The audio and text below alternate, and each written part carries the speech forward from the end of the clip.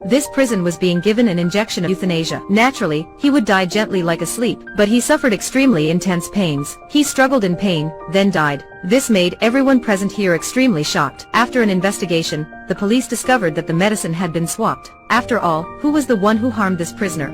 It turned out about 10 years ago, in the evening, there were two thugs rushing into Clyde's house. They had brutally killed his wife and daughter in front of him. However, the court gave an unjust judgment. The man who didn't kill was sentenced to death, and delayed sentences for 10 years, but the killer was sentenced to only 5 years in prison, because the fat man had a close relationship with the court staff. After the trial, Clyde saw prosecutor named Nick shaking hands with the fat man. He was extremely angry with this and disappeared for 10 years. 10 years later, while watching television, the fat man saw news that his accomplice had been executed, but he didn't know death was also approaching him. Suddenly the phone rang. Someone told him, "The police are going to arrest you." Indeed, when looking through the window, he saw there was a police car approaching, so he quickly ran away. Thanks to the instructions of the anonymous person, he gradually escaped from police pursuit. This fat man approached a police car, and then controlled the policeman, and told him to drive away. After that, he went to an abandoned warehouse. When he was about to kill the policeman, the phone suddenly rang. He picked up the phone.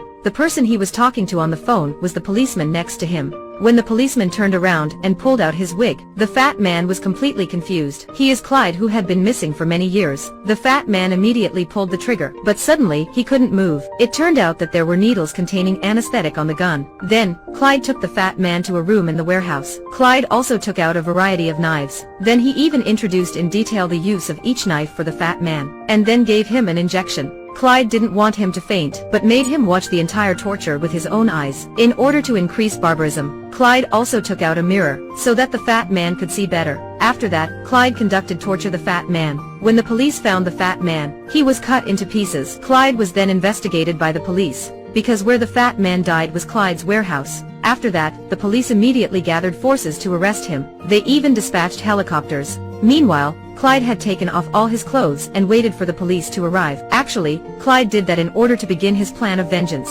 After checking, the police discovered there were many law books in his house, and there was also a picture on the wall. This was a photo of 10 years ago that prosecutor named Nick was shaking hands with the fat man. Nick went to the prison to interrogate Clyde. 10 years ago, Nick was the one who helped the fat man get rid of sin. He asked Clyde, "Did you kill the fat man?" Unexpectedly, Clyde was very knowledgeable about the law. Each of his words came out as if he were a sinner. However, legally, these sayings weren't valid for condemnation. Nick was extremely shocked. Nick asked him, "What do you want?" Clyde said, 10 years ago, did you make a deal with the perpetrator who killed my wife and children? So now I also want to make a request to you." He said his bones weren't good. He would admit guilt if Nick changed him a soft mattress. But Nick didn't care about it. However, he didn't expect that there was a tape sent to his home, and his daughter opened it to watch. Clyde filmed how he killed the fat man, and saved it on this tape. When watching this tape, Nick's daughter extremely scared and cried out loud. But after the police got the tape, they still had no way of condemning Clyde, because the man in this tape wore a mask. Finally, Nick had no choice. He had to bring the mattress to Clyde.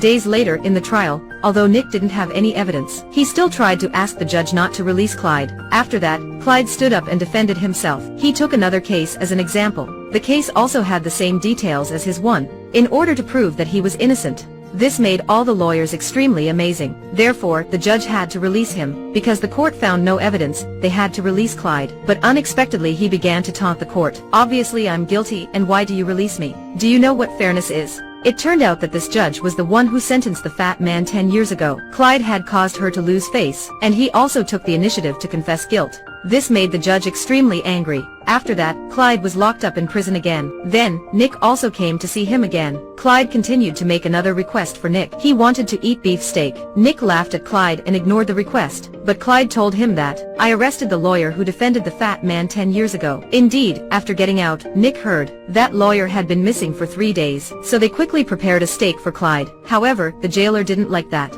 so he deliberately checked 2 times, and made Clyde wait 8 minutes before bringing it to him. When the steak was brought to Clyde, "You're 8 minutes late," he said. Then, he told the police the lawyer's location. The police hurriedly came to and discovered the lawyer's briefcase. But when they saw the lawyer, they found out that he died 8 minutes ago. Everything was perfectly calculated. Although Clyde was in the prison, he made the police get a lot of trouble. Unexpectedly, Clyde even used a bone and steak to kill another prisoner. Seeing that, the jailer were extremely scared. After that, Clyde was locked in a dark room. Actually, this was a part of his plan. Meanwhile, Nick had investigated another Clyde identity. The former agent's wife and daughter were brutally killed. 10 years later, he returned for revenge. Nick had known about Clyde's secret identity. Nick thought Clyde still had the accomplice, so he asked the judge not to let Clyde contact with anyone. Although this was against the law, she still agreed. At this moment, the judge's phone rang. While on the phone, she was immediately shot. In prison, Clyde was wearing a large iron circle on his neck. However, he didn't give up. He was determined to carry out his plan of revenge. It turned out that what he did before was just the beginning of his plan.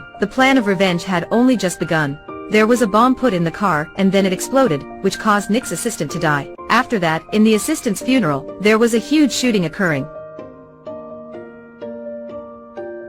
As a result, a number of high-level officials were killed. Some other officials began to panic. The mayor also declared a state of emergency. The entire city was strictly guarded and patrolled from day to night, and the person they watched out for was a prisoner locked in the prison, Clyde. At that time, Nick was extremely tired. He investigated all day and night. Finally, he found a place where Clyde used to be. He told his subordinates to immediately go there and discovered a large number of weapons. Under the tunnel and the secret base, there were also surveillance cameras that could clearly see everything in the prison, and the endpoint of the tunnel was Clyde's cell. At this point, they realized Clyde had absolutely no assistant at all, because he could walk freely. When they returned to the prison, Clyde had disappeared. Clyde dressed in the cleaning worker outfit and entered the town hall. Then he set a timer bomb. Fortunately, Nick arrived just in time. He immediately asked an expert to remove the bomb. The expert said this bomb could explode the entire building. Just use the phone to activate it. People didn't find ways either, but then Nick came up with a way. When Clyde returned to prison, Nick waited a long time for him. Clyde was extremely calm. Finally, you also discovered my secret. Nick advised Clyde to stop everything, but Clyde refused. Clyde wanted to make one last request for Nick. However, Nick disagreed. He said he would never follow the request of the prisoner again. Surprisingly, Clyde wasn't angry but happy, because eventually Nick had also realized the principle of righteousness.